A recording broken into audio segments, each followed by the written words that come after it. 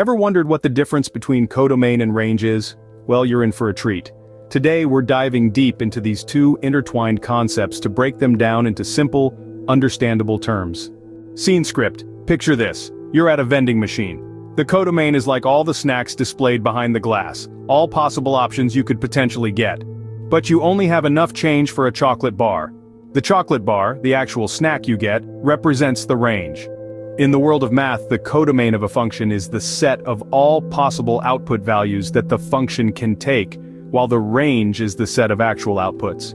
So, while the codomain is the universe of all potential outcomes, the range is the reality, the subset of the codomain that the function truly delivers.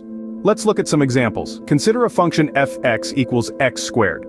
The codomain is all real numbers because a square of a number can be any real number.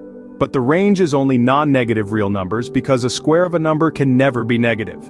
Take another function gx equals 1 divided by x. The codomain is all real numbers except for 0, as you can't divide by 0, and in this case the range matches the codomain, all real numbers except for 0. Lastly, consider hx equals the sine of x. The codomain is all real numbers between -1 and 1. And again, the range matches the codomain, as the sign of a number can only ever be between -1 and 1. You see, the codomain of a function is often specified right at the start when the function is first defined, but sometimes you can infer the codomain from the function's formula or graph. On the other hand, finding the range involves evaluating the function for all possible input values and seeing what we get.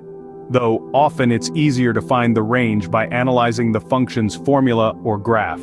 In a nutshell, the codomain and range of a function are crucial tools in the mathematical toolkit. They help us understand the possible output values of a function and are used in a myriad of mathematical areas, from calculus to analysis, right through to topology. So, remember, the codomain is the world of what could be, while the range is the reality of what is. It's a fascinating dance between potential and reality, between what could happen and what actually does. And that, my friends, is the difference between codomain and range.